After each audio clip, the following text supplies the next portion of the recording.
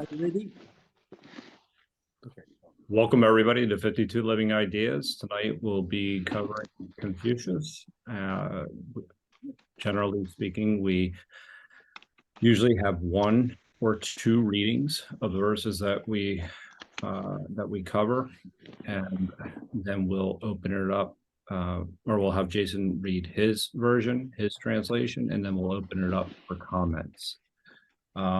So we just ask that you keep your comments to the text, at least for the first 2/3 of the meeting, and we'll open it up for more of a free flow discussion at the end.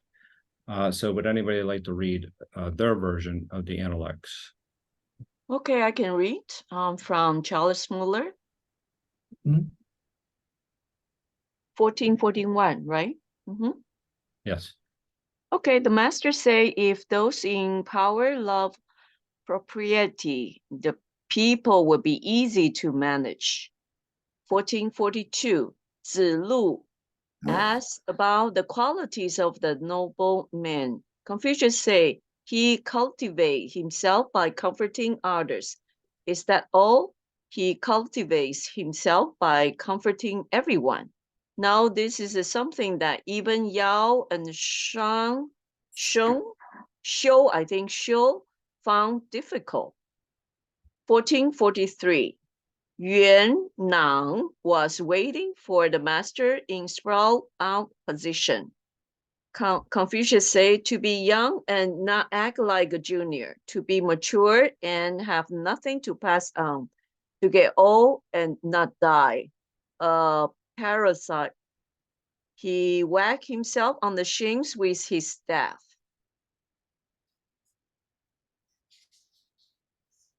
One more, please. One more? Yeah. 1444?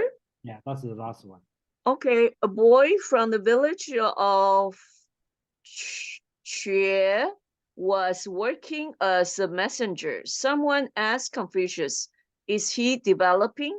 Confucius said, I can see that he likes to sit in the grown-up place and like to be buddies with his elders, but he is not seeking to develop himself. He wants to grow up too quickly.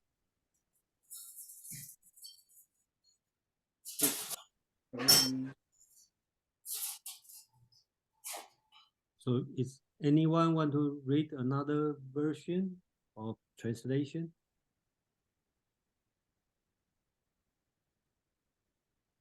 I can read the Eno if you want. Yes, please. Okay, so 1441, the master said that when the ruler loves the Li, the people are easy to employ. 1442, Zilu asked about the Junzi. The master said, cultivate in yourself respectful attentiveness. Is that all there is to it? Cultivate yourself to bring comfort to others. Is that all there is to it? Cultivate yourself to bring comfort to the people. Cultivating oneself to bring comfort to the people, even Yao and Shun themselves would fall short of that. 1443. Yuan Ran sat waiting with his legs crossed, the master said. As a youth, disobedient and disrespectful to your elders. As an adult, accomplishing nothing worth speaking of. Old and still not dead, nothing but a thief. And he struck him on the shin with his staff. 14.44. A boy from the Che district was acting as a messenger, and someone asked about him. Is he likely to improve? The master said, I have noticed that he seats himself in company and walks directly alongside his elders. He is not seeking improvement. He is after quick results. Thank you, Kwon, and thank you, Joey. And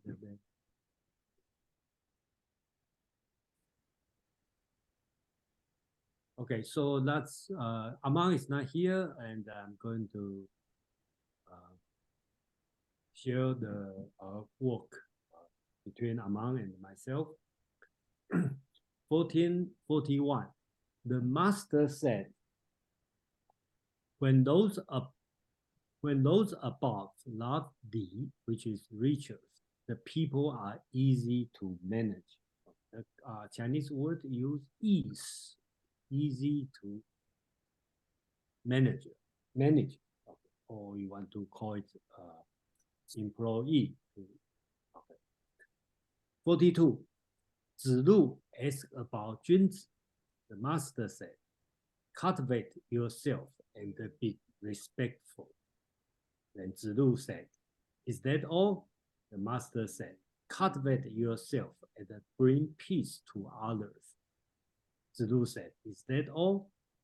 The master said, cultivate yourself and bring peace to all people. Even the ancient sages, Yao and Sun, lacked for that kind of achievement. I think only Zilu, I always almost laugh on these verses because only Zilu will keep asking, right? When Confucius answered, Zilu said, that's all, that's all, that's all. So eventually Confucius had to say, that's enough. Even the ancient sage king like Yao and Sun cannot achieve this. Then ask him to shut up.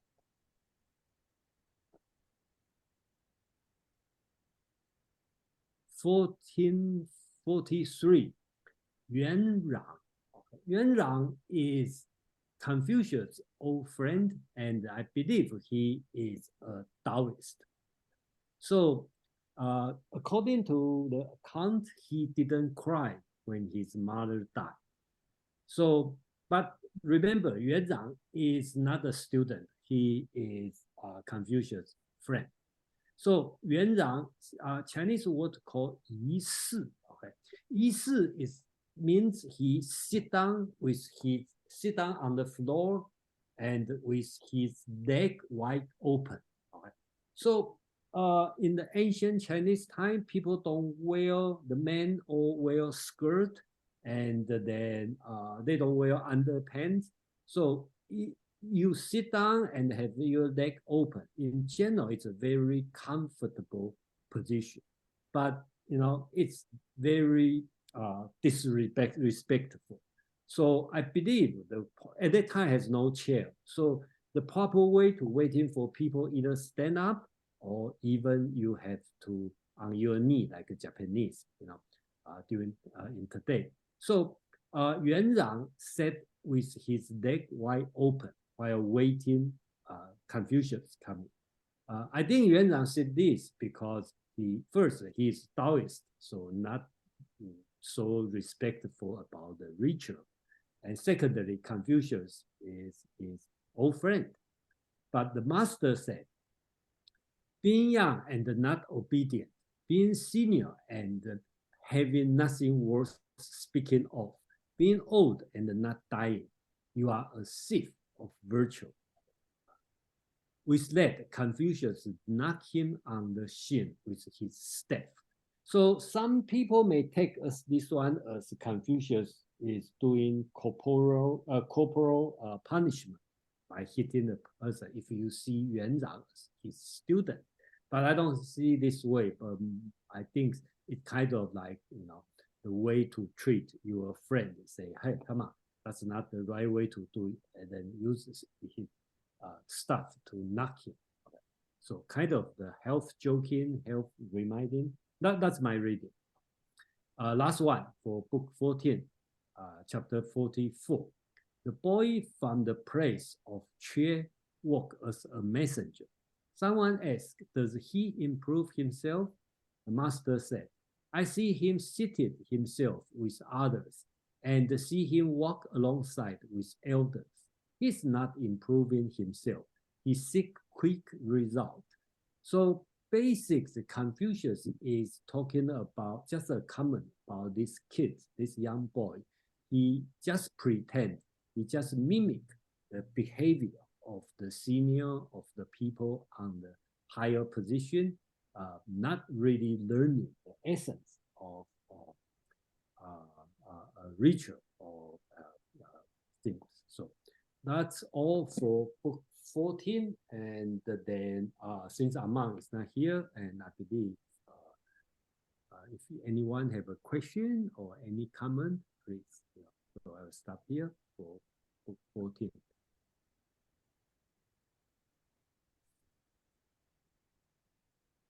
So we'll open it up to questions. If anybody would like to make more comments, go ahead, Juan. Here, I think that 14.42 is very interesting, and in a certain manner, it is linked with what we discussed last time. Okay, I think that I said last time that Confucianism produced a lot of clumsy nerds that are not very appropriate when they talk about the real reality of life and of being streetwise.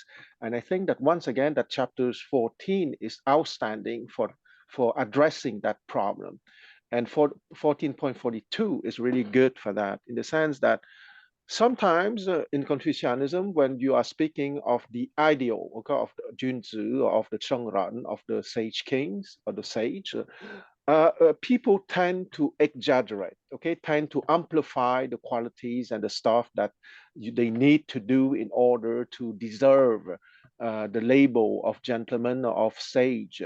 And when Confucius said at the last that cultivate yourself to bring comfort to the people, it means that you would bring peace to the world. Okay, that is something so outstanding that not everyone would be capable to accomplish or to achieve it. Because the two examples he gave, Yao and Shun, were two sage kings of the past that are kinds of archetypes of sage kings. So here, what I find in chapter 14, that there is a lot of common sense that has been elaborated. And I would say that at the end of chapter 14, that paragraph 14.42 is outstanding in the sense that it brought back that common sense reality in a humorous manner, okay, because it's look like serious, but it's like a kind of, it's humorous. And the next one, 43, is like the vignette that is exactly the opposite of 42, okay, meaning that Confucius is meeting one of his own body, one of his own bodies, and that own body apparently was quite lazy and did not accomplish anything according to the Confucianist ideal. And he was just teasing him, saying, well, you know, sometimes with your own bodies, you can have language that is a little bit direct, on bordering on rudeness, okay? But he was talking to an old body, saying to him, well, you know, you did not accomplish anything interesting in your life. And he gave him a little stroke at the end. So once again, it's humorous, okay? And that vignette from at 43 is exactly the complementary vignette for 42, okay? Because in 42 is a student that is a little bit too on the verge of being a nerd, okay? Asking question for something ideal, but a little bit pushed too far. And in the next vignette, you have an old body of Confucius embodying exactly the reverse. So it has been done with a lot of humor. And the last one, 44, it's about a young boy, okay? So you have a young man, an old man, and a young boy, and exactly around the idea, what would be the ideal behavior. And let's not forget that 41, the first of the four vignettes, started with a general statement, okay? That when the ruler loves Li, the people are easy to employ. Meaning that once again, Li is the proposition, and I insist on the word, okay? It's not compulsory, it's the proposition, trying to have a behavior that is not too far-fetched in one side, too idealistic, or not too far-fetched on the other side, too down to earth. I want to remind everyone that one of the four books is precisely Zhongyong, the doctrine of the mean, okay, trying to be as balanced as possible. I stop here.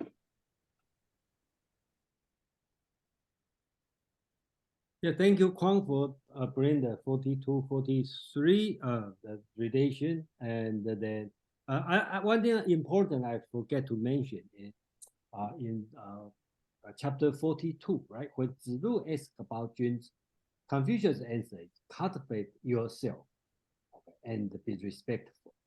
And then he talk about cultivate yourself and bring peace to others. Then he said, cultivate yourself and bring peace to all people. That reflects Confucius' typical Confucian moral teaching. Confucius hardly tell like draw a big picture and very difficult to achieve. Everything you should be able to start by yourself, depending on your quality and your luck. Let's put it this way. Do you have the opportunity to do that or not? So, 人 benevolence or be a rituals, okay, and be a 君子, be everything, right? You all start from yourself, then grow to the people around you, and bigger and bigger. So it reminds us about the great learning, okay, a step, okay, step by step. You cultivate yourself, then extend it to your family, to your neighborhood, to your state, then to the entire world. That's all over the place in the all Confucius logic, always from small and gradually, organically grow big. So that's the very typical Confucian teaching.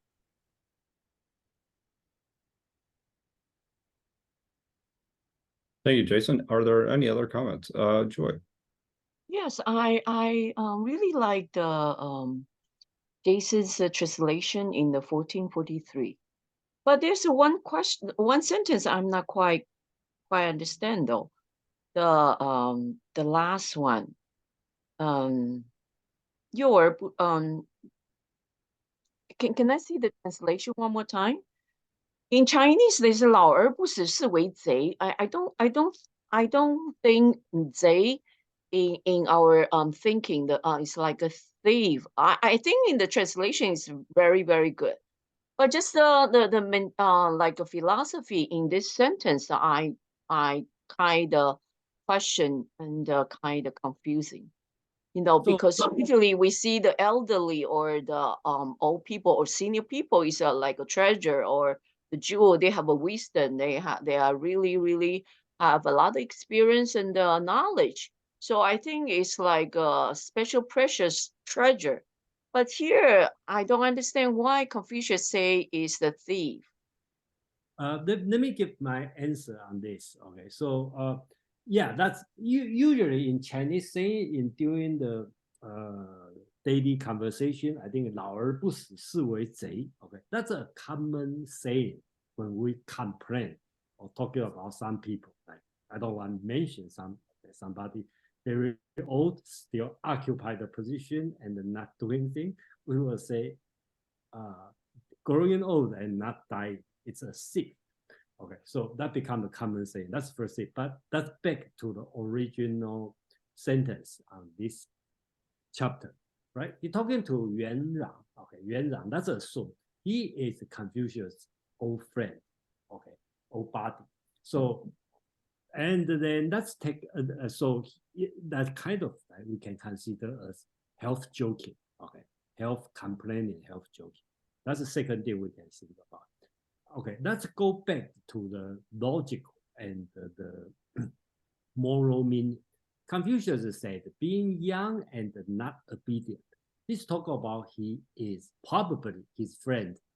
That's assume he's old friend and he is kind of the Taoist.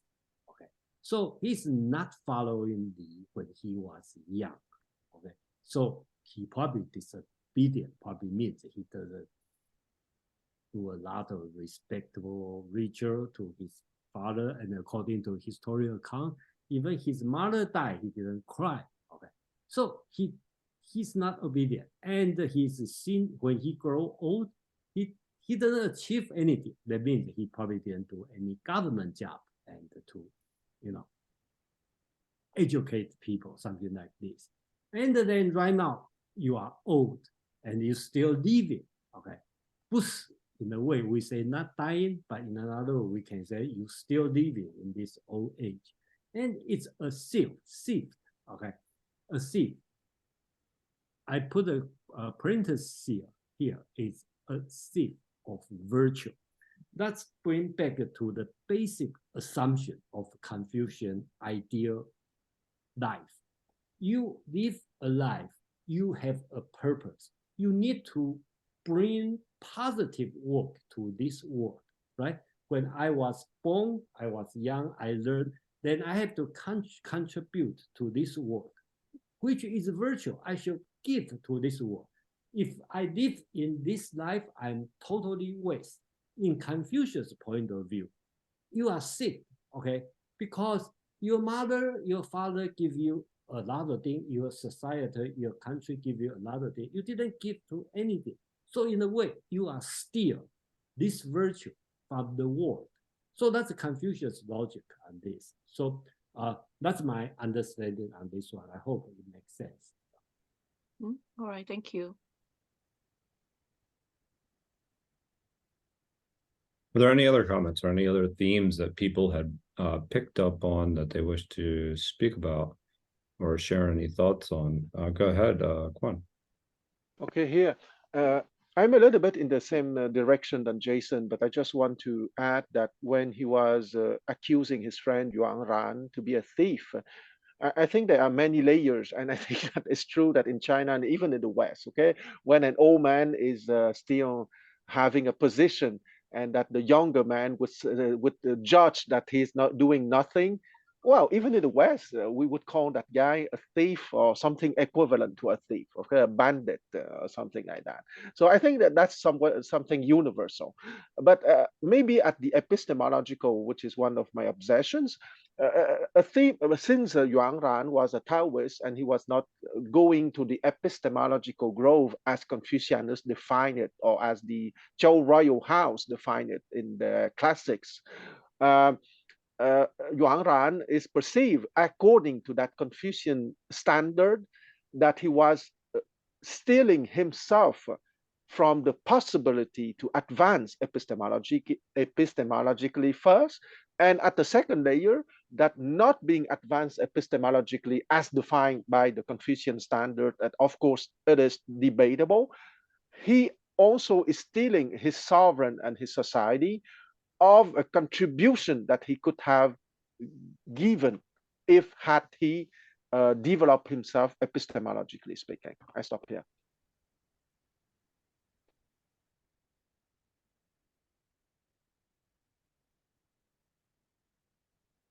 Any other comments regarding any of these? Nick, please. Yeah, so maybe just a short thought to share on verse 42. Sure. So when you read this, it's a repetitive questioning by a pupil of the master, right? The pupil asked a question and the master answered, but the pupil came back again. Is that all? And then he answered again. Then the pupil came back again. So, is that all? So this is one of the comments that people often make about Confucius. What depths does his thinking have? He usually say very short sentences and the people felt that there should be some more depth into the thinking, and so this has been one of the reactions to his thinking, that they are no more than just a collection of practical wisdom. So, anybody with a reflective mind, living through life, would have it. So I just find that interesting. Even his pupils wanted to know something more. I'll let go on. I want to piggyback on what Nick just said, okay? Because there is a lot of sentences in the Analects that can provoke that kind of answer, automatic answer or spontaneous answer. Is that all there is to it? But what I want to say is that sometimes there are sentences which looks very simplistic, but what is difficult is not the theoretical elaboration, it's the embodiment of that sentences in every circumstances of your life. For example, cultivate in yourself respectful attentiveness.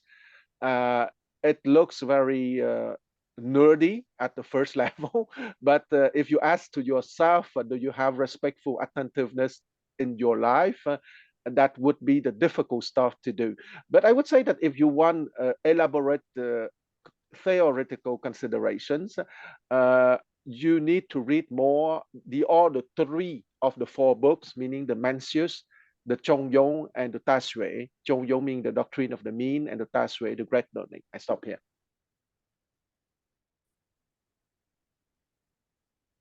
Yeah, I mean, I think that that's actually true of a lot of texts in general. I think if you were to read Marcus Aurelius's Meditations, that would be something similar where you'd feel that where Meditations, it's his thoughts, inner thoughts and so it turns into how he's feeling, what he's trying to communicate, what he's struggling with. But they're often short. Sometimes some are longer than others, entries where you do have to extract the practical. I think that some of these texts, to say something succinctly and still be able to get the message across, I think is a very difficult thing to do. So I think it does force you to interpret. It does force you to interpret quite a bit, but at the same time, I think that the way we're going through it often leads to some very deep revelations, if you will. Jason. Yeah, let me share my view on this kind of sometimes short answer, sometimes long answer. I have no objection from Juan's point of view. We have to read everything, understand everything. That's perfect, right? But I more look at on the historical situation, because all these books are compiled by Confucius' disciples' disciple. Okay, so really depend how much we remember, how much the writer want to write. So we really don't know what's the actual situation. That's number one. Number two, depend on the personality of the disciple, right?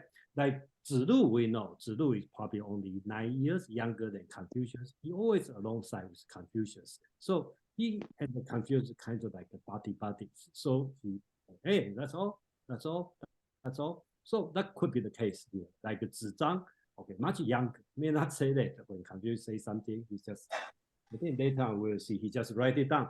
Okay, okay. So that depends on the area and depend on the personality on that. So that's the way I view it. So I just like to share with you. Mark. Thanks, Joseph.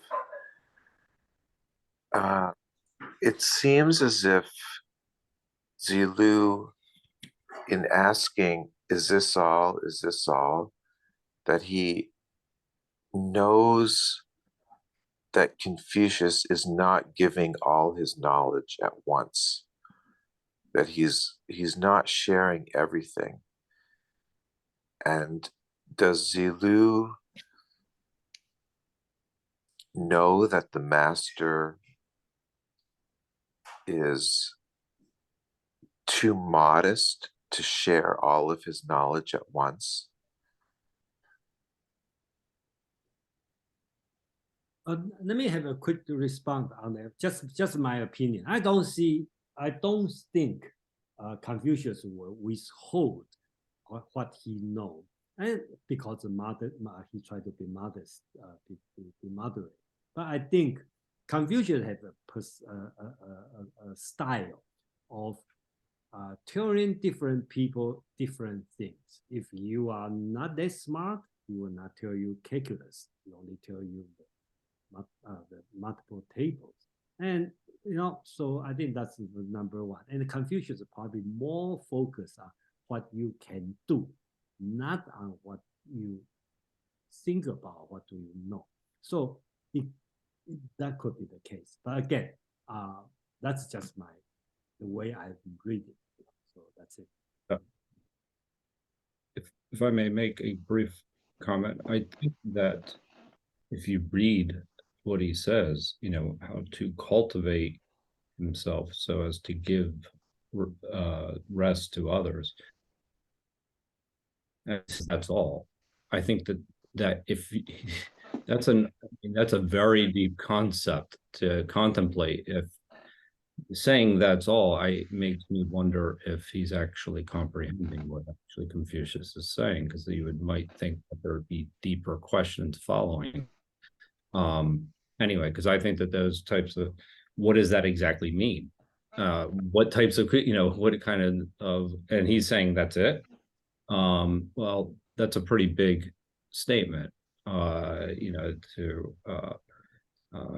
cultivate himself so as to give rest to all the people. And he's, that seems like a pretty big order, and he's still saying that's all. I find that to be that a lack of, I don't know, questioning. Go ahead, Juan.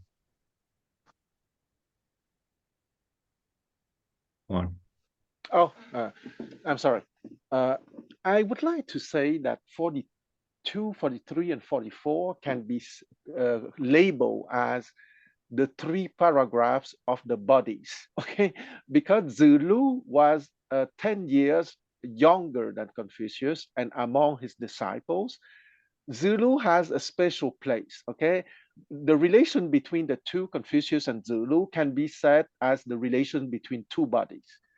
And Zulu has also a spontaneous character, okay, almost impulsive.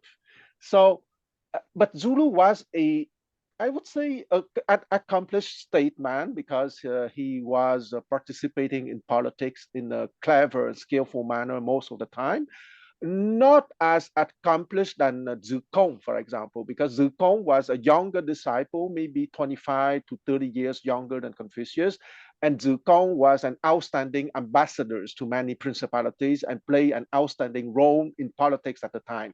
But we cannot say that Zulu was a complete nerd. He was a truly, let's say, accomplished statesman, but at the same time, we have the characters that we have, okay? Zulu was spontaneous and Zulu was impulsive. And he also has a special position of being Confucius' body within the circle of the Confucius' disciples. So we have the body at 42, you have an even closer body at 43, because Zulu is 10 years younger than Confucius, but I suspect that Yuan Ran must have exactly the same age as Confucius, or maybe a difference of 1 to 2 years at the most. And you have at the last paragraph 44, a boy acting as if he is the body of his elders. So I would say that the 3 paragraphs are very funny, because I call them the paragraph of the bodies. And I would say that it gives a touch of fun.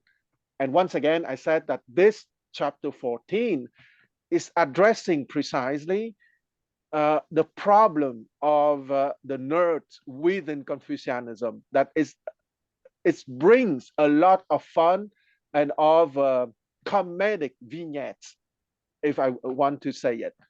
I stop here.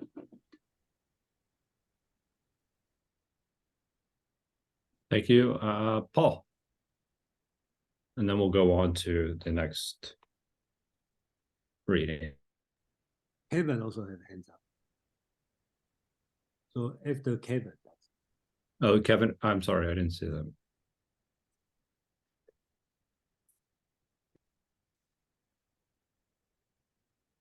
Paul, can you unmute? Oh, look, guys, he has some problem. Okay, so you okay? Kevin? Yeah. Yeah, I follow up Mark question. That's a good question. I would say the bigger scope. What's the different Western and Eastern? Like here, like I feel Confucius never give you a firm answer. Like that's he like give you all knowledge. That's everything to change, growing, like comparable. For example, he used one if you cultivate yourself, you can what's followed you cultivate yourself, then satisfy others. What's step by step. But and his ideal is module would be Yo, and soon it's basically two kingdom pre-century where it's focus their people rather than themselves. So it's a very that's a great question. Keeping in mind, I'll let's jump in. Thank you. Thank you, Kevin. Paul, seems like your sound's back. Or... Yeah, I couldn't, my mouse wouldn't work to get to my unmute, but now it's back.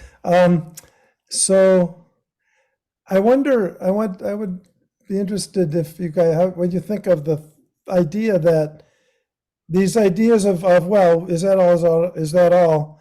And the general criticism, I think Nick might have brought up, is missing some point, because if there's one, I guess I'll call it epistemology, theory of knowledge, that is underneath everything that Confucius talks about, well, he's not here to teach that. He's here to teach right action, all the ways of acting in the world that result from it. And so it might sound like there's not much underneath it, but there's a huge amount underneath it. But that's not his mission right now. Just a thought, proposal. Yeah. Very good. And that is actually one of the things that I've taken away, and especially coming back to these passages, specifically after we had taken a break, is that you can see a little bit more clearly where Confucius is his instruction of his students. You start to see the cultivated of virtue within that. So distract the meaning from yeah. Anyway, so we'll go to Nick, then Juan. We'll definitely move on to the next. Okay, quickly before moving on, just want to respond to Paul's comment. I was actually thinking about Hegel. Hegel had this criticism of Confucianism. Basic science, there's nothing, except a collection of practical wisdom. So there's a lacking of structure, either epistemologically or ontologically, that would give the impression of being a philosophical framework. So I think this is one of the sort of the commentary about the Confucius, and the pushback has been, well, the Chinese have a different way of thinking about things. Yeah, like in the 18th century in Europe, there was a sort of a school of common sense philosophy, right? Which said, look, why get into all those nitty-gritties, which makes no sense, and nobody knows whether they're right or wrong. Let's just go with common sense, and that should dictate, our epistemology, our ethics, whatever. But I think that school of thought sort of disappeared after a while. It really doesn't capture the imagination of philosophical reflection. So I guess this is where the sort of the one interpretation of Oriental thought. Yeah, but it's a long debate. I don't think we can resolve that. But just want to make that. I just thought the verse 42 was interesting. Even at the time of Confucius, there's some noise about. Is there anything more? Go on. Okay, I will be very short, okay? It's the difference between role models and a teacher, okay? A teacher of all kind of theoretical considerations, and those theoretical considerations exist at the time of Confucius, okay? Because I want to be clear here, in the Shi Yi, which is the epistemological appendix of the Ji Qing, you have those deeper epistemological and ontological considerations, which were discussed within the school of Confucius, and with the Ta Shui, the great learning, and the Zhongyong, which is the doctrine of the mean. But however, I would agree totally with what has been said in the last 5 minutes. Here, Confucius is stressing the fact that he is a role model for statesmen, and there is no need to go too much into theoretical epistemological considerations. And I finish with the fact that I would bet that Hegel never read the Shi Yi, the Ta Shui, and the Zhongyong to have that kind of criticism. I stop here. All right, so let's go. Okay. Hey, Kwang, which book you talk about? Shi The Shi Yi, the 10 winds, okay? The philosophical. Shi. Okay, gotcha. Okay, I mispronounced the Shi Yi, the 10 winds.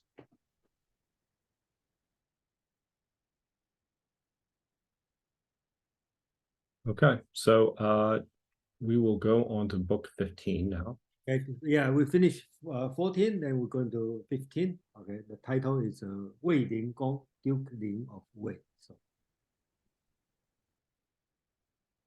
So would anybody like, what numbers would you like? Let's read the first two. Okay, 15:1, 15:2. Would anybody like to read their version? I'm fine with reading. I can read the Eno. I don't know if Joy want to read her version. Yeah. Okay, I can read. Yeah. 15 first. Duke Ling of Wei asked Confucius about military tactics. Confucius said, I know about the handling of ritual sacrifice, but I have not studied strategy. 15:2. The next day, he and his disciple continued their travel. By the time they got to Chen, they had run out of the food, and Zilu was obviously angry about it. He said, must the noble man suffer such poverty? Confucius said, the nobleman remains stable. When in poverty, the inferior man falls apart. Thank you, Joy. Come on. Okay, so I read the Eno translation, 15.1. Duke Ling of Wei questioned Confucius about battlefield formations. Confucius replied, when it comes to matters of sacrificial vessels, I have some learning. I have never studied military affairs. The next day he departed. 15.2. In Cheng, the supplies of food were exhausted, and the followers fell so ill that none could rise from bed. Zilu appeared before the master with a bitter expression. May even a Junzi fall to the depths of poverty? The master said, the Junzi holds steadfast through poverty. When the small man falls into poverty, he wouldn't do anything. Oh, very different version. Go ahead, Jason. Okay, 15. Okay, so just a quick note. Traditionally, each book could have a different author, okay, different disciple writing. So that's a different book. And then the title of the book usually use the first 2 or 3 words, okay, as the name of the chapter. So just by something that happened, the first word is Wei Ling Gong. So this book called Wei Ling Gong, or sometimes I think sometimes they just call Wei Ling. Okay, so which translates as Duke Ling of Wei. which is when Confucius in exile in the state of Wei. He tried to get a job over there, but he failed. Then he had to leave and to the state of Chen, that's another neighboring state, and he suffered over there. That's why I would like to read these two together, and I think these two are important because it describes the story. So, Duke Ling of Wei asked Confucius about the military formation. Here, Wen Chen, okay, actually it's Zhen, that means formation, military. Confucius replied, important thing is here we call Dui. It doesn't have the master said, because when Confucius talked to the Duke, he replied. He doesn't say, he doesn't behave as a master.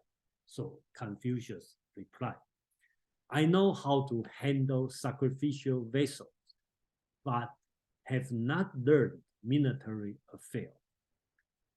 Then he departed the next day with his disciple. I put in parentheses, he left.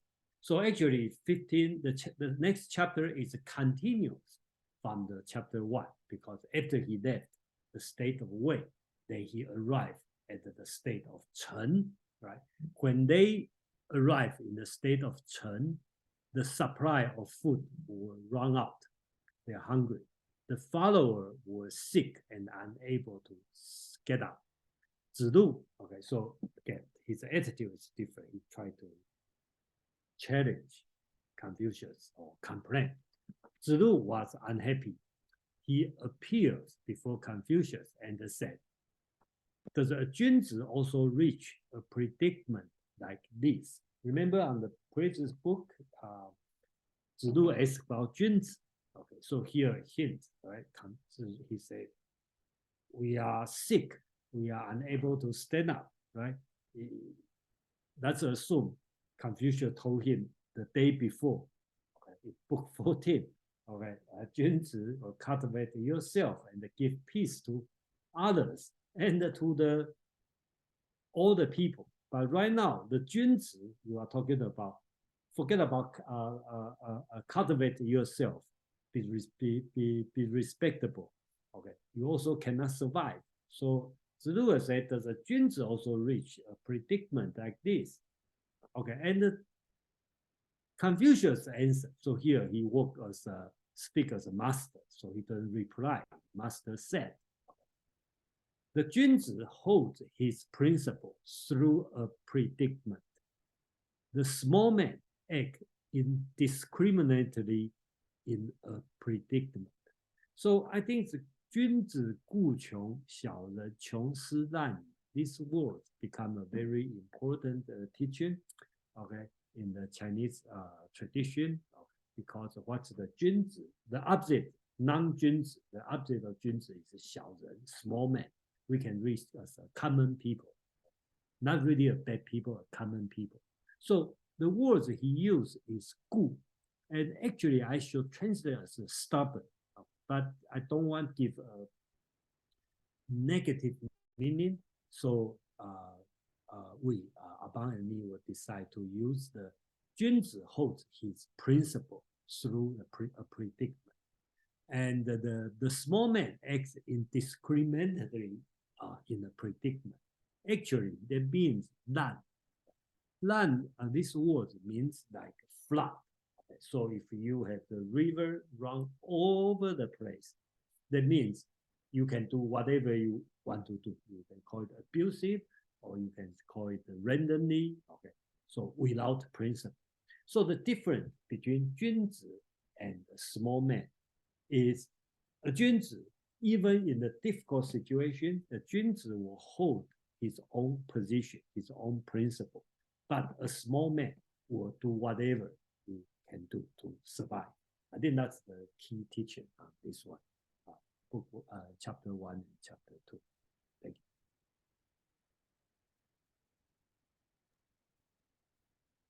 So we will open it up for questions or for comments now. If anybody has a comment about either of these passages, go ahead and raise your hand or type exclamation point in the chat.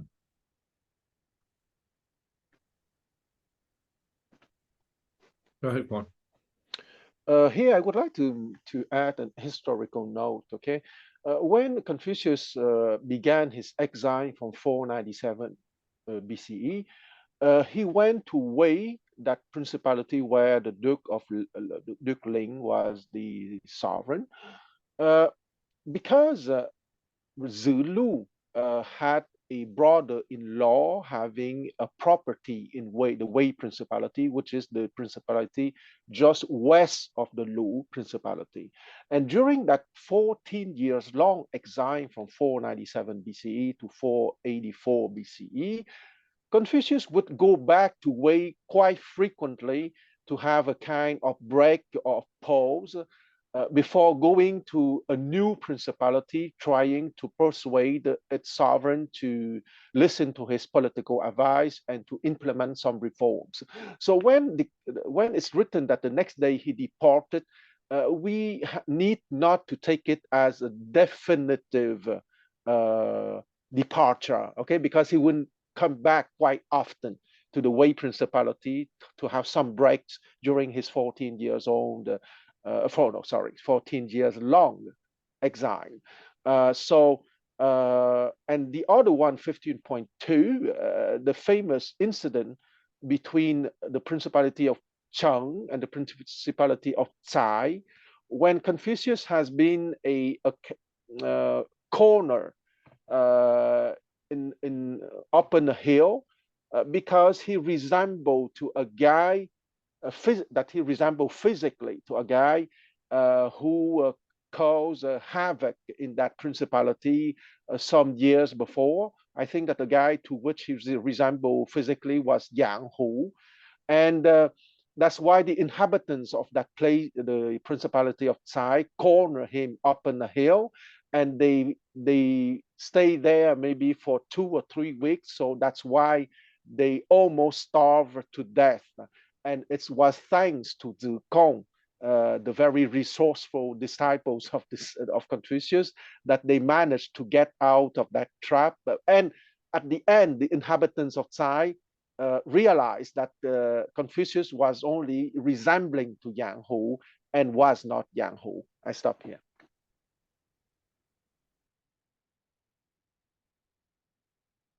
Are there any other comments regarding number one or number two?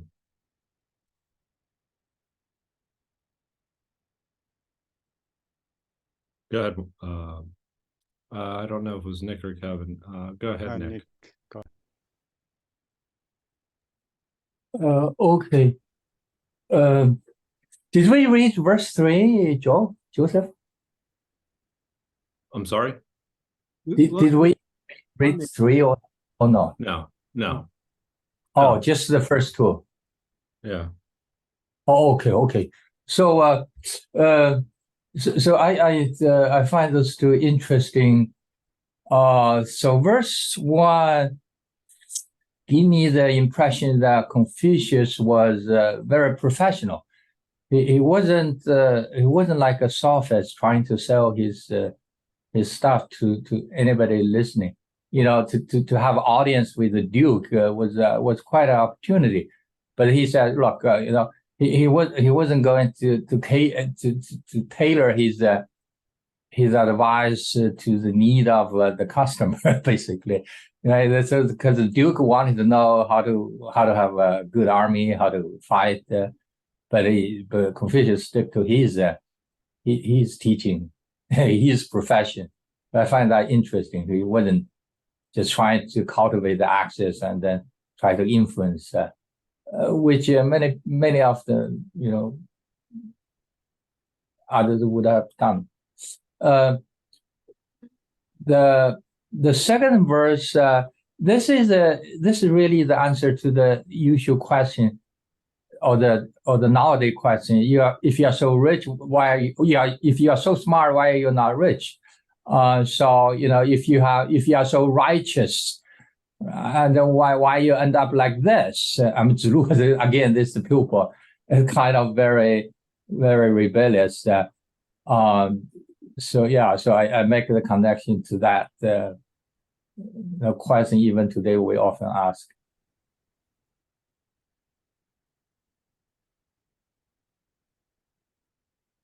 Thank you, Nick. Yeah, I find verse 1 pretty interesting. Maybe I'll share my comments in a moment.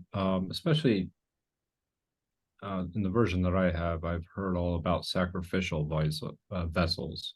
That's what he says at one point. Sacrificial vessels are.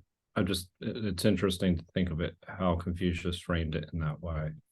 Let me respond. Let me respond to your question quickly. Yeah, that's a question I had about this. Usually talk about the actually word he used is 主动. Okay, that means on the table with the vessel. So he used this word. I just direct translate as sacrificial vessel. I think Muller has a different translation. It basically means ritual. So Confucius specialized in rituals. Okay, Right. Not in military operation. That's what he's talking about. He doesn't just talk about, just the thing, but he just humbly say, I know how to arrange all these sacrificial vessels, but what he means, I am expert on rituals. I'm not expert in military operation. I'm Confucius, not Sun Tzu. Thank you for that. Yeah, I think that's an important distinction. Thank you. Quan. I think. Oh, wait a minute. Kevin. All right. I think it's Okay, Kevin. not a first. Kevin Then used Quan. to be I speak. Okay. Yeah, I actually follow Jason's comment about it Confucius is specialized about the Li ritual and he against the war. It's between his period of time and still, if you research the internet wiki page, at 1.5 billion people during the warring state, it's just passed away. That's a big. Yeah, if that I also from that list, even after a little bit over cited 3 kingdoms, also is 80% of population passed away. Related to war. So that he knows honestly, I would say war cannot solve the problem. So but his idea, it makes sense. It's still he pursued the second passage about yes, how can Junzi when you get poor, you have no food. What can you do? So his answer is, yeah, I would stay as poor rather than do something. It's not a follower me. Thank you.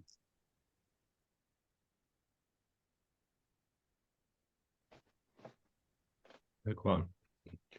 I'm absolutely in agreement with what everything that has been said, that the sacrificial vessels is a symbol for rituals, but at the same time, he apparently lower himself to a mere teacher of rituals, but at the same time, when someone is saying that he knows something about the matters of sacrificial vessels or of sacrifices, it also has the undertone that he wants to give advice to the administration of the state, okay? Because in a broader meaning, because the rituals to the ancestors and so on can be used as the metaphor, as the encompassing role of the state and the doctrine or the philosophy that is under that role of the state, meaning the art of the ruler.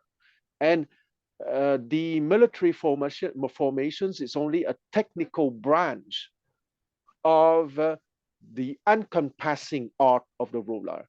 So it's also maybe a polite way to say to the duckling of Wei that I'm not a technician giving you practical advices, but I want to give you a program of reform that would be much, much, much broader and much, much, much more encompassing.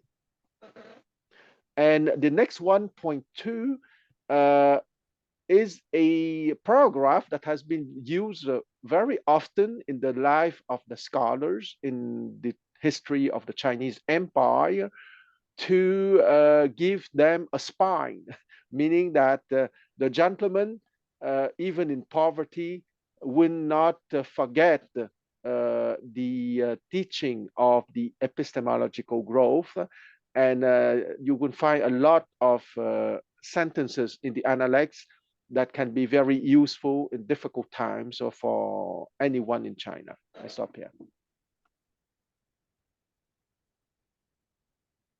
Yeah, I mean, I found that actually number 2 to be interesting as well. I found both of them to be interesting. I also think that there's an element of humility that's being shown in number 1. And I also, without going into detail, we could talk about that a little bit later. With number 2, as you just said, I think remaining upright despite the circumstances that you are in is what's really kind of being communicated, and those that are lesser men do not maintain their integrity in facing difficulties. So it's all about fortitude. I would look at it as that's the way I look at number 2.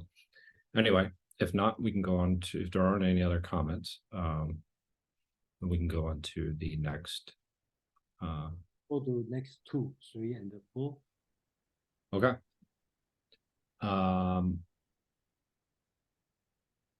Joy, would you like to read? So it's 15, 3, 4, 5? 3 and 4. 3 and 4. Mm-hmm. Okay, 15.3. Confucius say, 4. Do you think that I am a person who study widely and memorize all of it? 4 reply, it seems that way, but perhaps not. Confucius say, the answer is no. I penetrate all with 1. 15.4. The master say, you, those who understand virtues, are few and far between. Okay, so I read now the Eno 15.3.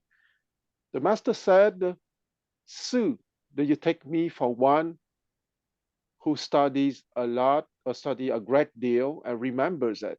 Zigong replied, yes. Is it not so? Confucius replied, it is not. I link all on a single thread. 15.4. The master said, Yo, there are few who recognize virtue. Yo is the given name of Zilu. Okay, so let's not forget that when you have Zi, meaning master, it's the aristocratic name of that person. So, of course, when only Confucius would call his disciple by their given name, but in social life at the time, the aristocrat would call them between them by their social name, and Zilu was the social name of Yo. I stop here. Thank you, Guan. So Jason. Yeah, the reason I put this only read 2 because I think chapter 3 is important, and then chapter 5 also important in my opinion. So chapter 3, 15.3 talk about 4, okay, but basically 4 is 子贡, just like Kwang said, 子贡 is the social name, so or call it the social name, that's a good way to call it. Same as you, okay, it's 子路, so Confucius as an elder person will not call his disciple social name, will call his given name. So call him 4. So technically, some translation will keep us 子贡, but which is violate the rituals. So the master say, 4. Do you think that I'm a person who study widely and memorize everything? And Zigong replied, yes. Is it not so? Okay, the master say, no. My Dao is run through by a single stream. So the Chinese said, 于一贯之. Okay, this name has been used twice. The other one is on book 4, when another disciple, which is not comparable with Zhigong. His name is Zheng Shen. He's much younger, and the Confucius even comment that Zheng Shen is Lu, coarse, not quick response, not smart, basically. And Confucius also told him, Zheng Shen, my Dao runs through a single thread. Okay, so Confucius say this one twice, and one to his excellent, or in Confucius' point of view, a high-ranking student. Okay, and another time talking to his very young disciples, which Confucius probably not like him a lot, because Confucius, not a lot of people pay attention on this, but do have some scholar talk about this. Confucius used the way to talk about Zheng Shen is used Shen Hu. Okay, this word Hu means few. Okay, kind of a little bit impatient. But when Confucius talk to Si, he say Si. Okay, so that's a different tone on this one. And then we can see this Confucius thinking about he has his own single thread idea, and not everybody knows. And he think Zhigong could understand, and he may not think Zheng Shen can understand. So that's the story on this word, and my Dao, or my Dao is run through a single stream. It's very important in Confucius thinking. Chapter 4, the master said, you, which is Zilu, few people knows what virtue is. That, okay, I don't have much comment.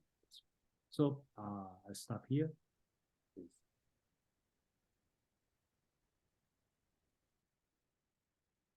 Okay, we'll open it up for comments for number 3 and number 4.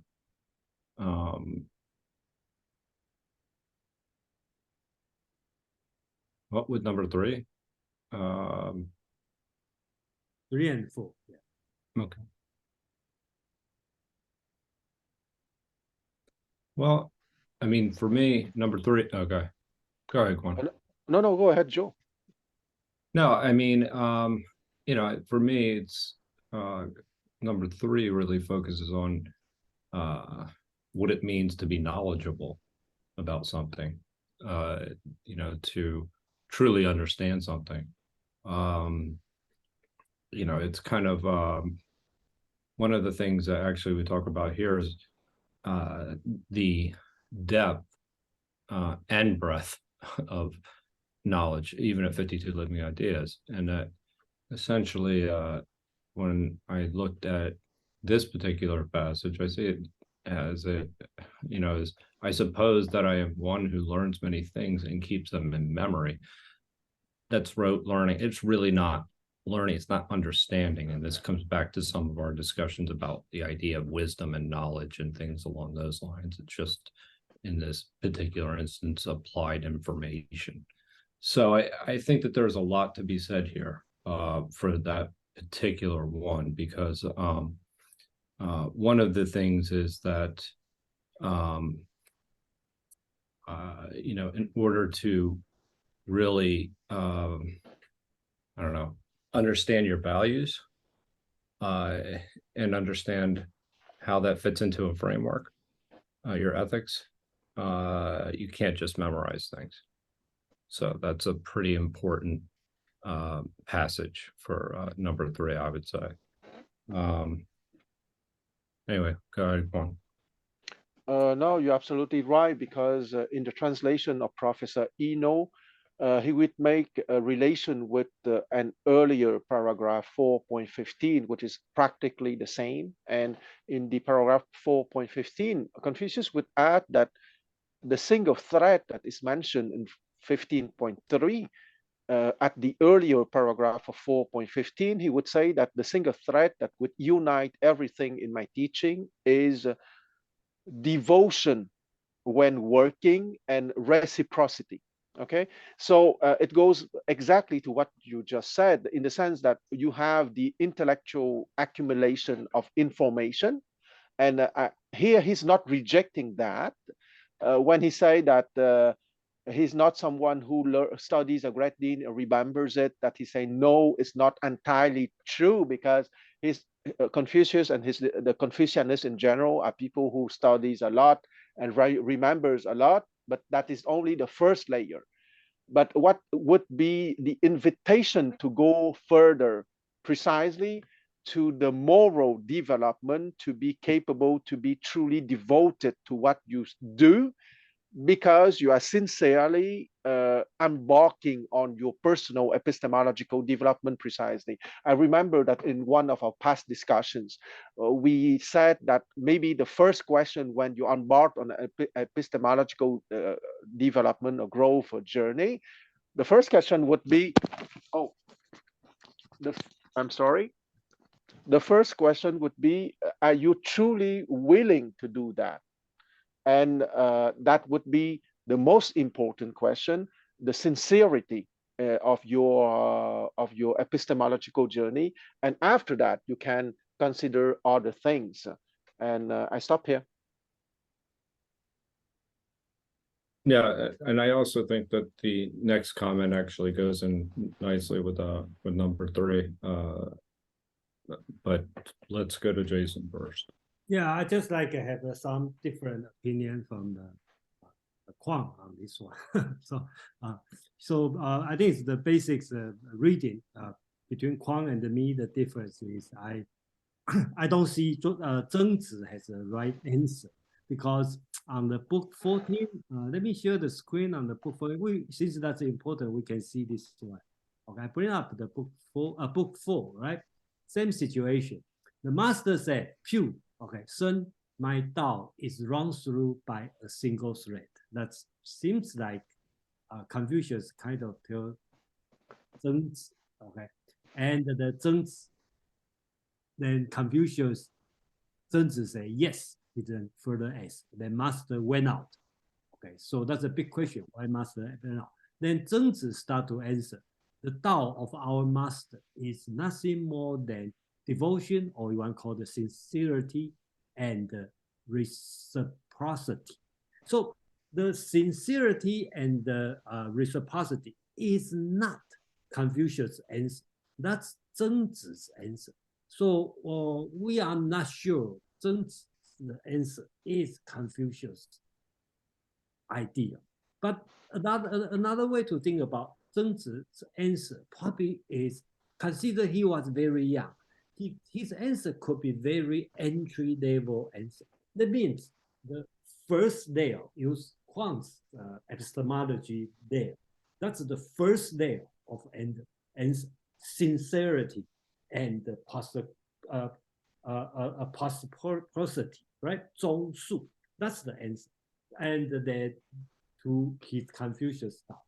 But in this chapter, 4, which is 直贡, is a much high-level student.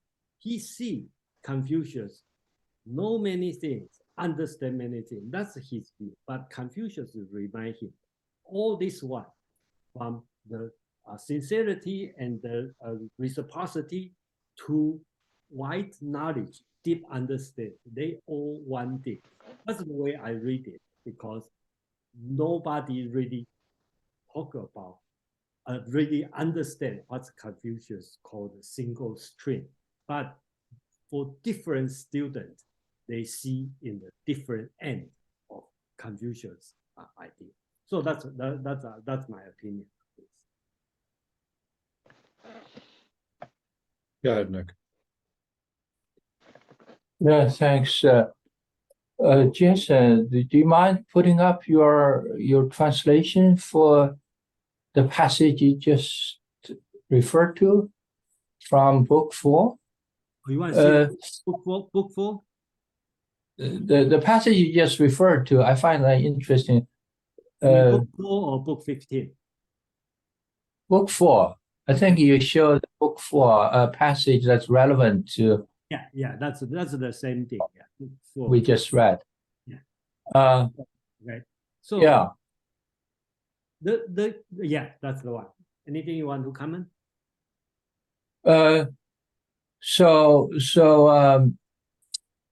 Okay. So I find this interesting because thank you for making that connection, by the way. So I want to focus on this this Chinese word Tao. I think you translate Tao, huh? Yeah, because T-A-O. I try not to Yeah. okay, that's a big subject. And so go ahead. That's okay. But you know, for anyone reading this, even not understanding Chinese, you might recognize this this horizontal dash. Yeah, it's instead of the Roman numeral vertical one, the Chinese one is a horizontal. So this is one. This is a very simple stroke, right? Has a very deep meaning. Okay. This is almost like the Greek thinking of oneness, one. So this is the one. So if we go back to the verse 4 we just read, verse 4 of chapter 15, I believe, 15. verse 4. Yeah. So, yeah. So this is, I think, maybe interpreted as the answer of Confucius to the question, is there anything more? Right? He's saying, look, you know, I got this oneness. That's what I have, right? I'm not remembering anything. I'm not learning anything, but I have this understanding of oneness that I apply to everything, right? So it's kind of like this or my interpretation of his would-be answer to the question, isn't there anything more underneath your simple moral teaching? Right? So the oneness, this Tao, or the one. Yeah. But then the question is, you know, what do you mean by one? What's the details of one? Can you tell us? Yeah, thank you, Nick. I think you remind me of one very important thing about one, because and the Confucius used a string. Okay, 一以贯之. Okay, 贯. Okay, so actually Chinese word is written vertical, and the Roman text is horizontal, and it does bring the different meaning of one. Okay, or 一以贯之, one string. It has a different meaning, but I need to think through. But thank you for reminding me, because Chinese read vertical, and they probably have a different implication. And when we read it, you know, could have different understanding. Do you have do you want to respond to this, Quan? Well, it's not really a response, it's rather a contribution to the same line of reflection, I would say. Because first, I would like to bring a small historical note before going to the philosophical explanation. Let's not forget that this Analects has been compiled for the first chapters 1 to 7, maybe in the 10 years following Confucius' death in 479 BCE, right?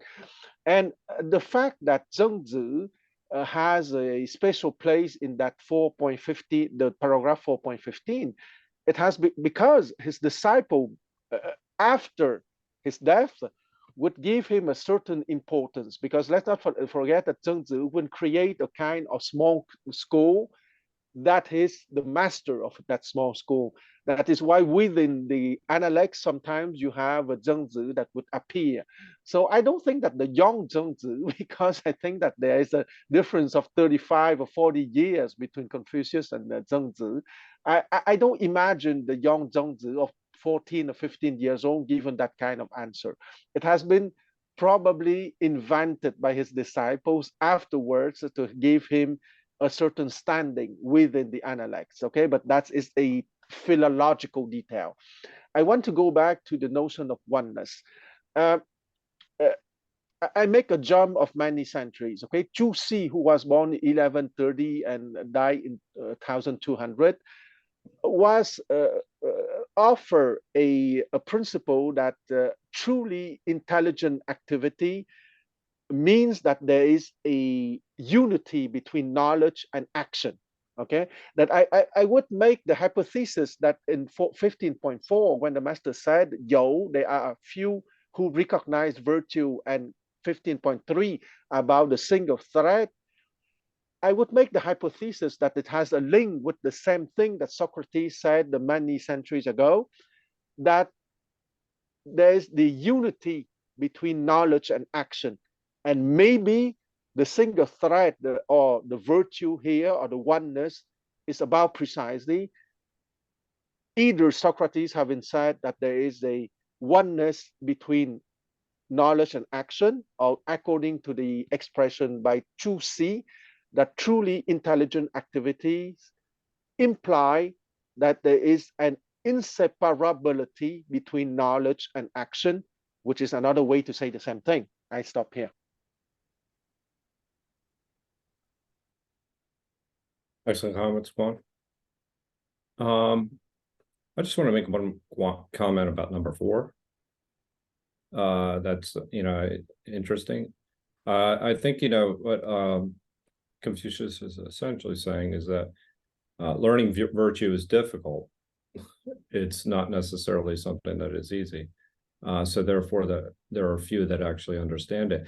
And this relates back to something that Nick had brought up with number 42, the idea where who was saying that's it. I believe it was I have to go back.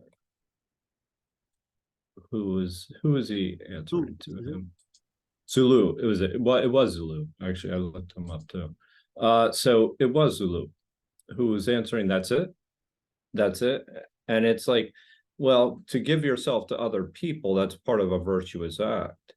So it's kind of, you can see the parallels here. If there are very few virtuous individuals, and this individual is actually saying that's it.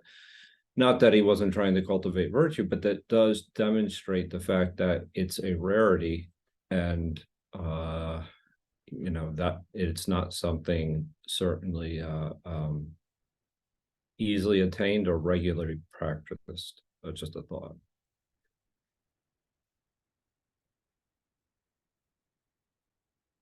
Are there any other thoughts on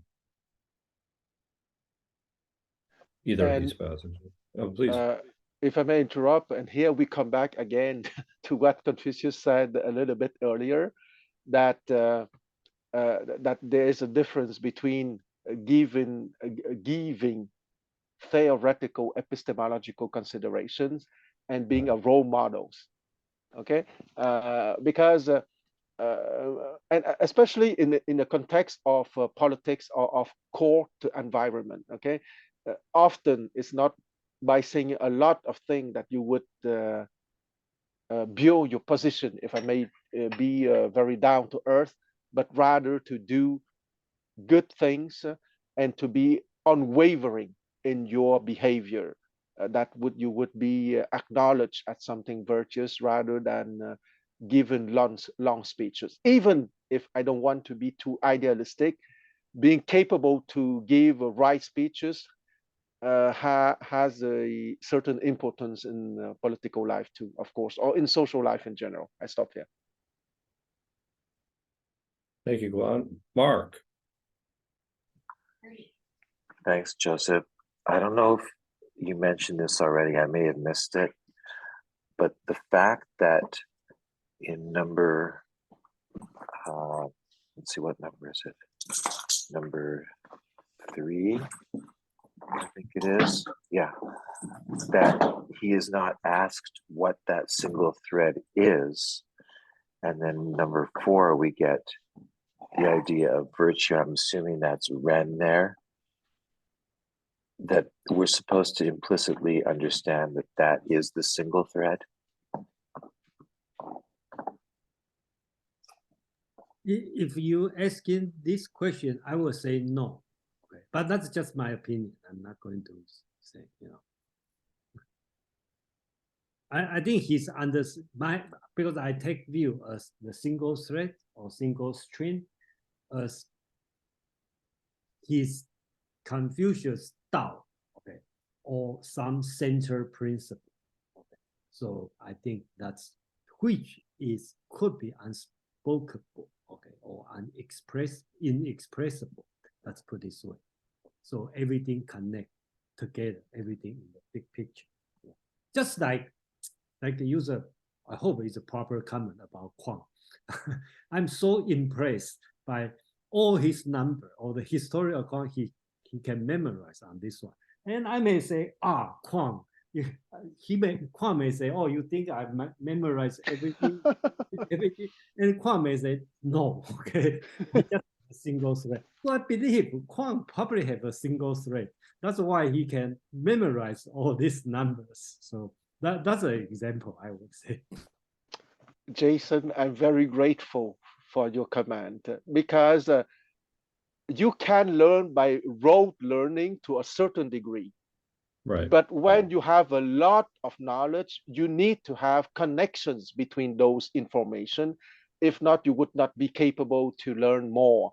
And why? And I'm grateful not only for me, okay, because I think that nowadays people tend to look down on memory or memorization for the wrong reason. Because if you memorize, but having threads behind your memorization, it would uplift your mental capacity a lot.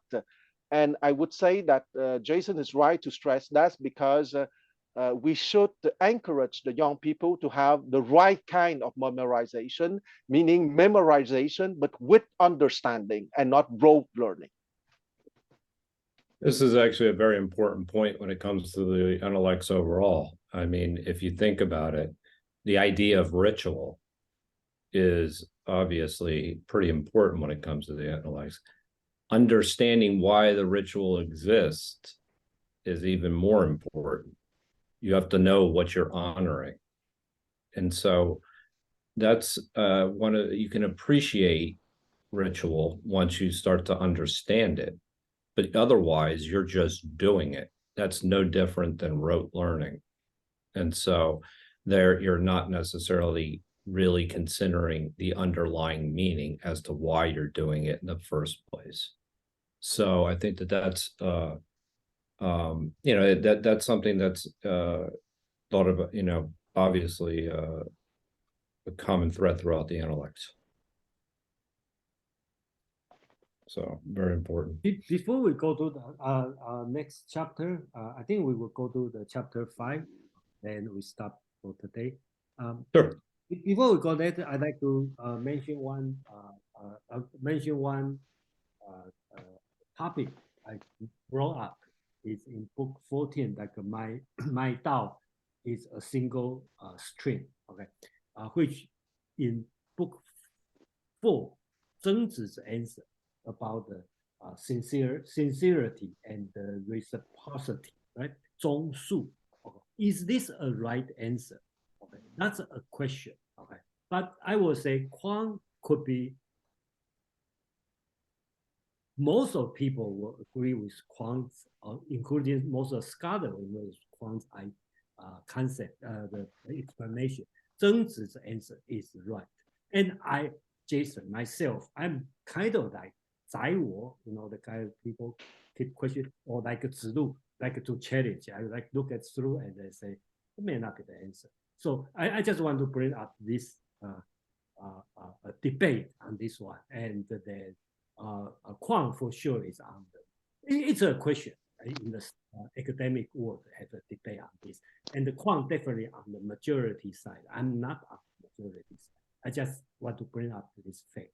Yes, and I want to say that Confucius is completely successful when he's capable 25 centuries later to provoke that kind of debates that we have tonight. Great. So shall we move on to number 5? Yeah, let's go number 5, and then we stop there. I think number 5 is very, well, at least to me, I think it's important. That's why I want to separate. Okay, so 15, number 5. The master say, cannot Shun be considered as one who govern without overreacting, Wu Wei, or any What did he do? He restrained himself with courtesy and correctly faced south. Okay, so I read the Eno translation. 15.5, the master said, he did nothing and all was one order. This would describe Sun, would it not? What did he do? He simply composed himself with reverence and sat facing due south. Thank you. And Jason.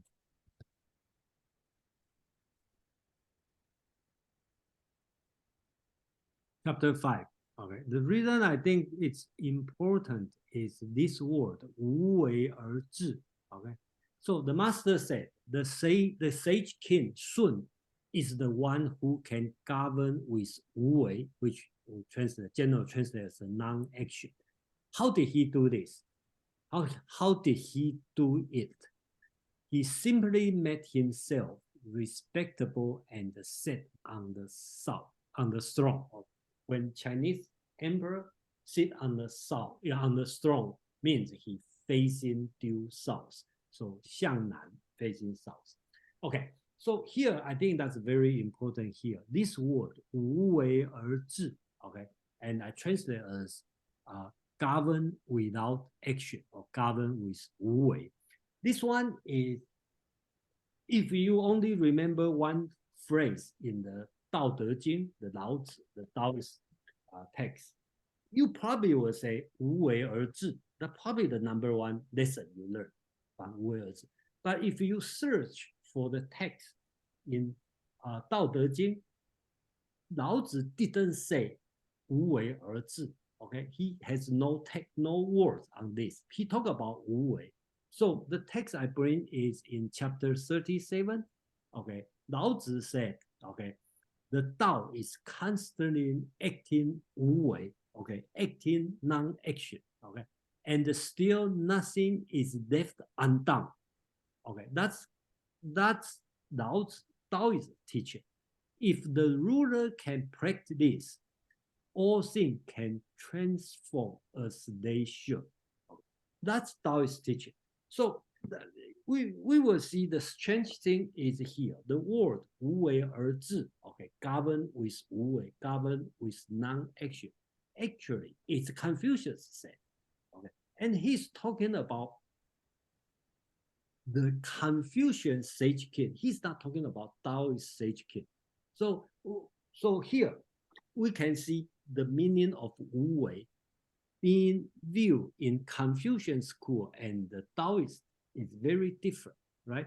In Confucius, okay, Confucius see 无为 or non-action as, let's put it this way, as the end, because you have to 供给, okay, cultivate yourself or make yourself respectable. You need to do something in order to achieve 无为. So in Confucius' point of view, 无为而治 or govern with 无为 means 无为 is the end because you cultivate yourself, you have a high moral standard. Then your minister will have high moral standard, and all the people, like he said, will be easy to manage. Okay, so everything will be in order. That's Confucius' concept of 无为而治 or govern with 无为. Taoists like Laozi or Zhuangzi also talk about 无为而治, govern with 无为 or with non-action. In their point of view, 无为 is a means, not the end, because you really don't interfere the people, don't interfere the thing. Okay, so you actually, so that's why Laozi will say, constantly acting 无为 and still nothing is left undone because they just don't interfere everything and that everybody or every different kind of thing help survive or find out the way by themselves. So that's the key difference. I like to make it clear on this concept of 无为, which exists in both Confucian school and Taoist school of technique, they all talk about Wu Wei, but Confucius see Wu Wei as the end because you cultivate yourself, you do the high moral standard, then as an emperor, you don't have to do anything else. Okay. And Taoism will think about Wu Wei as a means which you should practice Wu Wei, which means non-interference. And then later on, another school, which called the Legalian school, also talk about Wu Wei Er Zhi, right? He talk about the interference. He talk about govern without action. But the legalism also see Wu Wei as the end, which means if you have the reward and the punishment and the set in the rule, then as an emperor, you don't have to do anything. So I think I like to bring up this one is the concept is quite important in different schools, but the meaning of Wu Wei is different for different schools. So I'll stop here, and then I think this is important, and then that's why I want to make it as a single chapter. Yeah, thank you. Thank you. Does anybody wish to share their comments about this passage? Got it, Juan. Maybe here a funny note, because the Wu Wei has been invented by the intellectual, of course, the aristocrats, in the sense that Jason explained perfectly, that for the two political schools of Confucianism and of legalism, Wu Wei is the end in the sense that the sovereign doesn't have to do anything. But if the sovereign doesn't have to do anything, it's perfect for the advisors and the ministers, because the power would be in the hands of the ministers and the advisor, and the sovereign would be only a ceremonial figure. So, but beyond that funny note, I would say that Wu Wei is going back once again to the core of the mythology of Confucianism, okay? Because I said in the past that the mythology of political Confucianism is that the perfect sovereign or the sage king, because he is perfectly virtuous, okay? And politically is not only virtue, it's charismatic virtue, okay? A virtue that would attract people, charisma. So the Confucian mythology is that the sage, the sovereign, the philosopher king, because he has charismatic virtue, he would be in the position of doing nothing precisely and just sitting on his throne facing south, because the gentleman, the Junzi, those having the virtue of goodness, meaning humanity and valor, and the xian, the worthy people capable to uphold justice and beauty, would be attracted to him. And since they are capable to do things in a responsible manner, they would work for him to uphold the power of the state, okay? And that is really the mythology, the political mythology of Confucianism.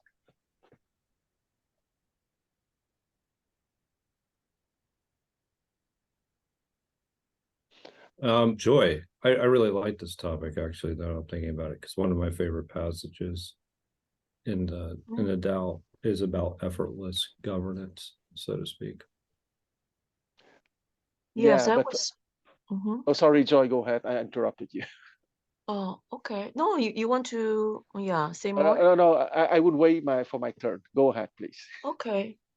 Yeah, this seems like answer my question, because before that, I was thinking, because he say the noble man remains stable when there's a difficult situation, and the inferior man falls apart. So I was thinking, how those two people, one is have their own standard, and the other one can do everything in the very maybe tough situation. How they communicate to each other. If you have a friend and two different people holds a different standard. So I was just thinking about it. But I think this verse 无为而治 seems like to answer my question. Sometimes you cannot do anything, you know, just people have a different standard. And I was just rethinking because Confucius emphasized that not many like 15:4, not much has that, you know, the moral and the virtue, similar to the Bible say, you know, everyone is a sinner. So it's hard for us to judge the other, or you know, to persuade the other that, you know, whatever they choose to do, something, you know, is like noble or inferior. I would just think about like wise or unwise, because wise men, they make a choice, then they will have probably is pretty good consequences. But unwise men, they make a choice, then they probably, yeah, is going to have a you know, not so good consequences. I was just thinking those standard is not for us to judge the other, and somehow, you know, surrounding us, maybe sometime we will fall into, you know, situation, or you know, we see other with the judgment. I don't think that is a good way to do that, or you know, or express our attitude, or you know, any of the name to call like a noble or inferior. I don't think, yeah, that's wise either. So I'm just thinking, okay, 无为而治 seems like yeah, pretty good answer to my question.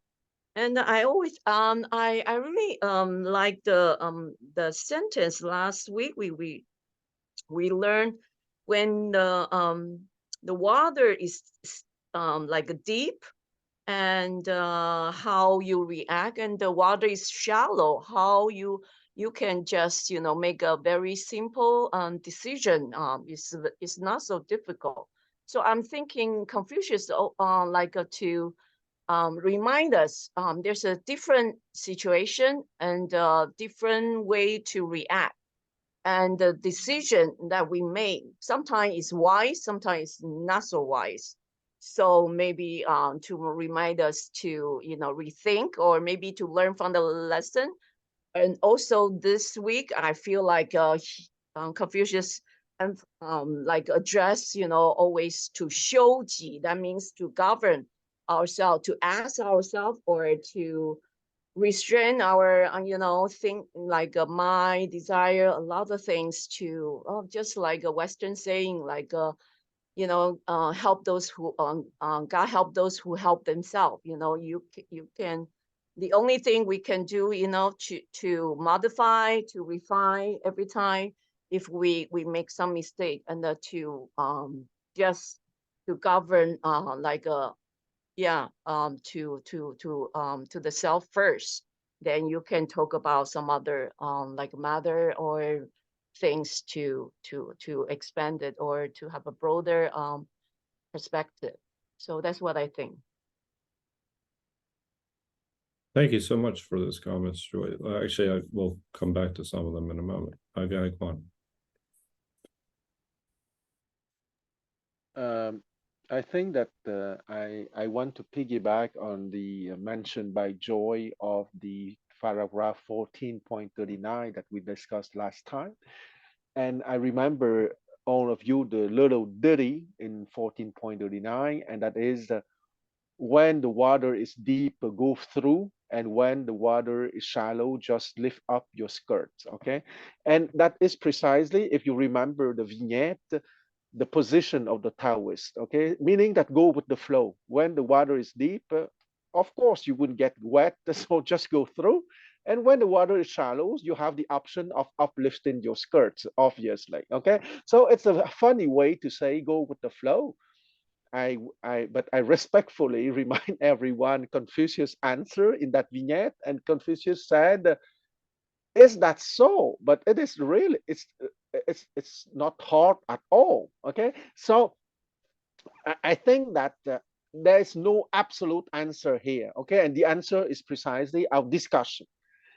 In the sense that it's part of those stuff that no one can pretend to have the absolute answer, and it has once again been the timeless, the everlasting opposition between the Confucianist position and the Taoist position. Okay, the Taoist position has always been for the going with the flow, but here I think the distinction that Jason brought is very important. For the Taoists, the Wu Wei, the going with the flow, it's a means, it's not the end. Okay, meaning that if you have a situation that would potentially bring you into conflict or into a battle, you better go with the flow. Okay, meaning it's a mean, it's the suggested attitude that the Taoists propose to you. For the Confucianists and the legalists, it is an end, but an end not for everyone, an end only for the sovereign. Okay, that the sovereign better don't do nothing at all, because he better cultivate his inner virtue, because in the Confucianist metaphysics, if the sovereign cultivates his inner virtue, it will radiate in the religious sense of the word, a charismatic virtue that would attract the Chunzi and the Xian, and those two categories of Chunzi and Xian will move their asses, if I may say so, to serve the state, because they are impressed, because they are loving that sovereign having true charismatic virtue. Okay, and I remind you that in the social organization, according to the Confucian mythology, the sage sovereign, meaning the philosopher king for Plato, is at the 6th line of the hexagram, the guy that is supposed to be Wu Wei. Okay, because once again, I repeat, Jason, perfectly important distinction. The Wu Wei in Confucianism and in legalism is only for the sovereign. It's not for everyone. And that sovereign should, or someone at a leadership position at any organization. Okay, let's not necessarily the sovereign of an empire or of a kingdom, but someone at the top of an organization should rather cultivate his inner virtue, and here is religious. Okay, someone cultivating his inner virtue will radiate charismatic virtue, and that would bring the guy at the 5th position and at the 4th position of the hexagram, the Chunzi, the guy capable of creativity, discovery, playful exploration, and inventivity, to come to serve him. And the guy at the 4th position, the Xian, the worthy people capable to uphold justice and beauty, coming to serve him. And here, it's a very technical point, but I stress it because Confucianism, legalism, and Taoism are doctrines with very specific understanding of reality. And I stop here for now. Excellent. Nick. Yeah, thanks. I also want to comment on this verse 5. 2 questions. One is a follow-up to the reference made by Joy and the Kwon to the water. Which exact citation was that? I just want to check it out. It's paragraph 14.39. 39. Okay, thank you. And the second question is on this comparison between Confucianism and Taoism on the laissez-faire philosophy. I mean, Taoism has a very elaborate system to explain why laissez-faire is the best policy, right? So it's not just you be passive, but it's the best to have the laissez-faire attitude towards life, towards politics, etc. So they have a very elaborate theory behind it. So my question is, did Confucius have an elaborate system of this conclusion? Did he present it somewhere, or his elaboration got lost in history? on what exactly? I did not hear you A well. laissez-faire. He's asking about a laissez-faire government approach and the The connection to Wu Wei, Wu Wei. in Chinese, this Wu Wei, this Wu Wei, right? This Wu Wei, not the same. They're slightly different concepts, but go ahead, go on.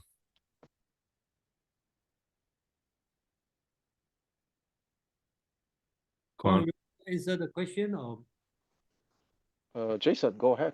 Yeah, okay, so I probably need to leave in a few minutes. Okay, but that's fine. Okay. First, I probably will not agree on Taoism as that's a veil. Okay, that's veil. Okay, that's a different thing. It should be different subject. In general, it would be fine to talk about let go this kind of letting alone this kind of philosophy. I will talk about next on Saturday, Taoism, political thinking.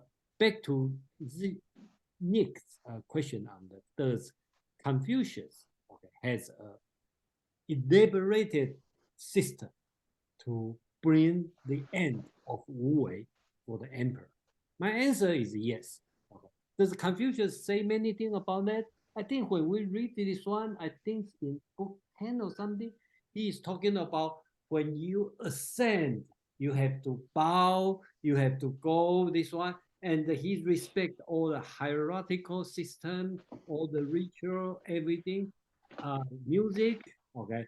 When you need to, when your parents die, 3 years, mourning, all this one is his system, right? And he has a virtual and what's the meaning of 人, what's the meaning of bravery, 智, the wisdom, what's the meaning of bravery. So he all have all this elaborate complex system. Okay, that's Confucius thought. How does Chinese for next 2,000 years to practice, make it even more complicated?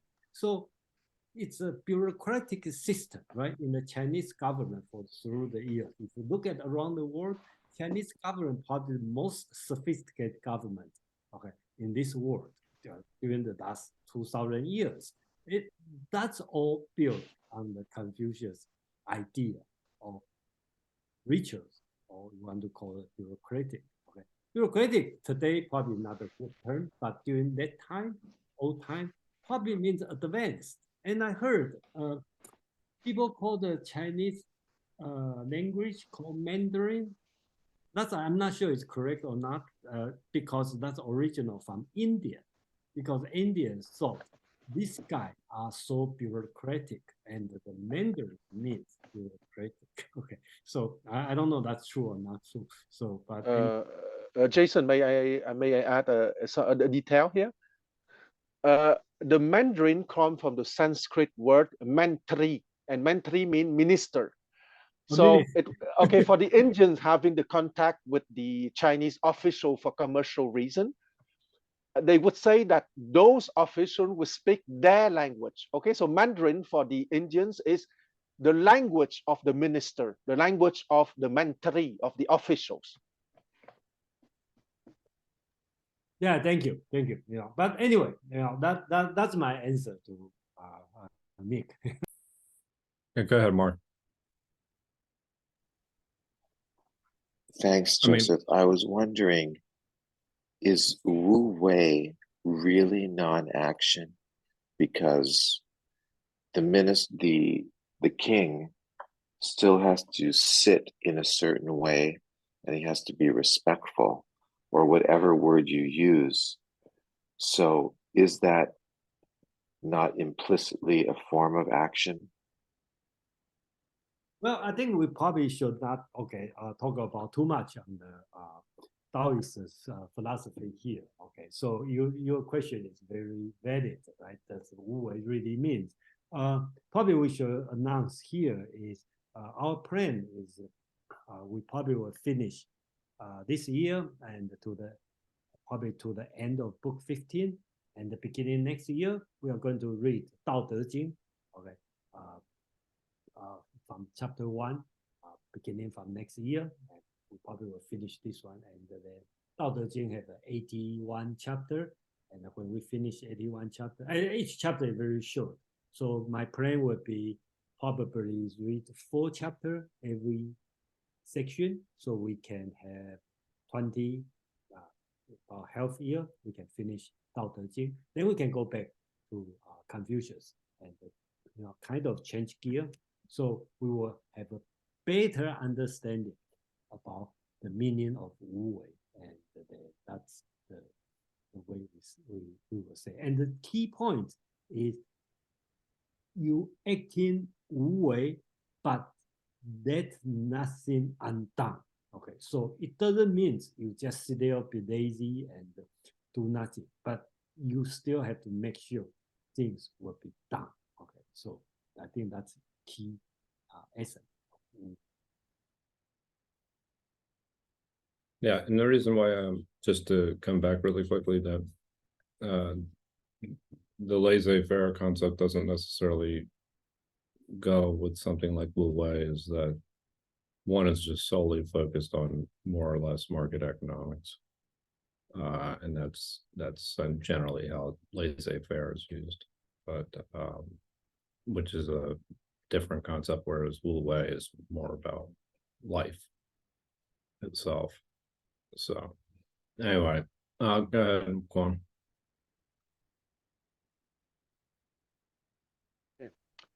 I think that Wu Wei is very interesting as a general concept, either in Confucianism or in Taoism. Okay, I would say that Confucius gave an indirect answer to what he meant Wu Wei, because I don't remember the paragraph, but he was speaking in the vignette. He was speaking to the Duke Ling of Wei, or to the Duke of Qi. I'm not sure, but it's to one of the two, the Duke of Qi probably.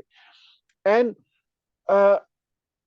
he said, Jun Jun Chen Chen, Fu Fu Zi Zi. Okay, meaning that the sovereign has to be the sovereign, the minister has to be the minister, the father has to be the father, and the son has to be the son. Okay, that's the meaning of Jun Jun Chen Chen, Fu Fu Zi Zi. And it's here an example of the versatility of classical Chinese. Okay, because you all understood that Jun Jun is the same character but repeated twice. So the first Jun is the name, but the second Jun is the verb.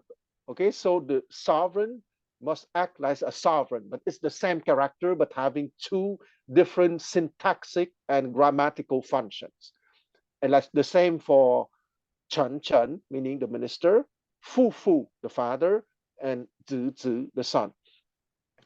And I think that here we can connect that conversation or that vignette between Confucius and the Duke of Qi with the Confucianist notion of Wu Wei, meaning that non-action here doesn't mean that you don't do anything, but means that you don't do something that is not natural to your position or your role. I'm sorry, but here position of Rome is not only the hierarchical or the social position of Rome, but your epistemological position of Rome too, meaning that you have to be aware what is you are capable in that specific circumstances, and you have to be aware of the complex interaction that you have with everyone in the specific circumstances. Okay, because let's not forget that the major quality that is promoted in Confucianism is Ran, perfect humanity. And perfect humanity is precisely to be perfectly aware of the circumstances of the people in interaction in that circumstances and what each one will bring to the common endeavor. Okay, I'm not saying it's the only possible definition, but it's one possible definition of a Ran, because once again, the success of Confucius is not to give a definite answer or definitive answer, but to provoke discussions 25 centuries later, as we are having a discussion tonight. I thought that was very good. I mean, yeah, I mean, I agree with your definition as well. Even though it's one form of definition, I think it captures the idea of wisdom. Go ahead, Jason. Yeah, okay. Before I leave, let me answer Mark's question about Wu. Instead of answer what is Wu Wei, it's too difficult. Let me answer what is not Wu Wei. Okay, if you go back to the book 1438, okay, Zilu stay for the night at the stone gate. In the morning, the gatekeeper, the story about gatekeeper. Okay, where are you coming from? Zilu said from the school of Confucius. And the gatekeeper said, isn't he the one who knows what cannot be done and keep doing it? Okay, the one who knows what cannot be done and keep doing it. Okay, so that's Confucius. Okay, and then I think Amang said that's Confucian Sisyphus. Okay, so that's not Wu Wei, opposite of Wu Wei. So that's the answer. If I cannot answer what's Wu Wei, and I can answer what is not Wu Wei in these phrases. Yeah, thank you. Sometimes it's best to answer about what it's not anyway. I mean, that kind of clarifies, you know, I can't technically explain something, but I can tell you what it isn't. So, and then it helps kind of narrow things down a little bit. Okay, great. I will see. I have to leave, and thank you everyone, and I'll see you next week. Thank you, Joe. Thank you, Kwang. Thank you, everyone. Thank you, Jason.